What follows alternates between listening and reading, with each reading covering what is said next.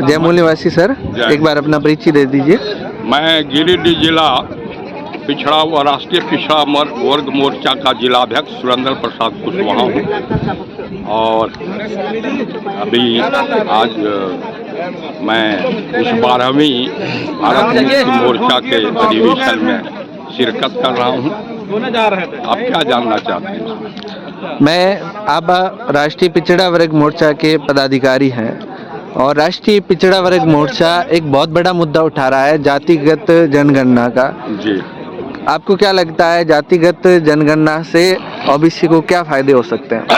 जातिगत जनगणना ही ओबीसी का एक बेस है। अभी जिस जातिगत जनगणना के अभाव में आज तक ओबीसी को ओबीसी के आधार पर जितना उसको रिजर्वेशन मिलना चाहिए, रिजर्वेशन इट मीन्स उसको रिप्रेजेंटेशन, तो 1931 की जनगणना के मुताबिक इसकी जनसंख्या 52% कही जाती है, तो 52% हमें मिलनी चाहिए थी, जैसा कि SC ST को मिल रहा है।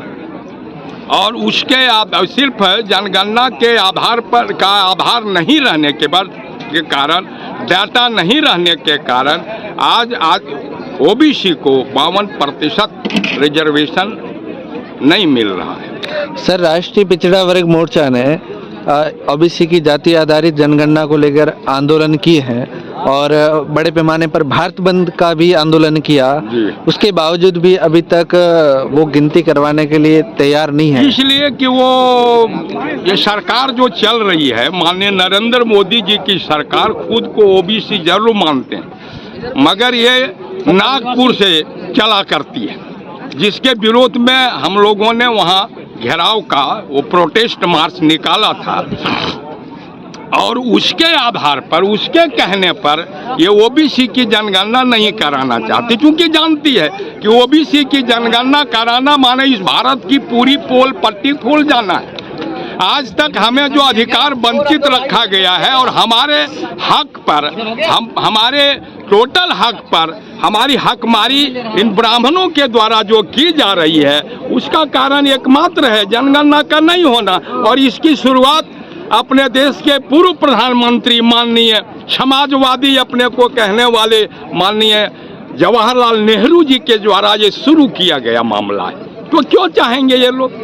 सर, ओबीसी की जो जनगणना है वो तो हो ही नहीं रही थी और ओबीसी को जब रिजर्वेशन देना था तो उन्होंने उनकी संख्या के अनुपात में नहीं दिया और उन्होंने ये भी कहा कि 50% से अधिक रिजर्वेशन नहीं दिया जा सकता। लेकिन उसके बाद उन्होंने EVS का रिजर्वेशन दिया और वो ज़्यादा हो रहा है, तो इस पे आप क्या कहना चाहेंगे? इस पर है कि EWS जो लाया गया वो तो इंदिरा साहनी वर्सेस भारत सरकार का जो मामला था, जिसमें उसमें कहा था वो 9 जजों के बेंच ने, इसी सुप्रीम कोर्ट के 9 माननीय जजों के बेंच ने, कि 50% से रिजर्वेशन नहीं हो सकता। मगर अभी जो 5 जजों के निर्णय आए हैं, जिसमें इन्होंने स्पष्ट कर दिया कि ये 50% का कोई मामला बनता ही नहीं है।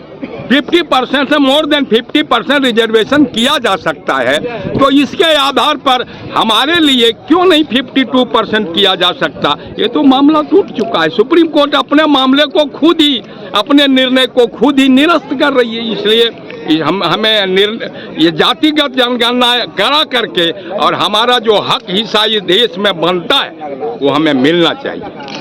सर, ओबीसी और जो हमारे दर्शक है उनको क्या संदेश देना चाहेंगे? हम चाहेंगे कि पूरे इस देश के तमाम ओबीसी और जो उसके साथ जो SC ST के लोग हैं, ये एक साथ जुड़े और जोड़ करके इस सरकार को आंदोलन के, जन आंदोलन के जरिए हम लोग बाध्य कर दें कि आपको, हम सबों को अपनी अपनी हक जो है देना ही होगा।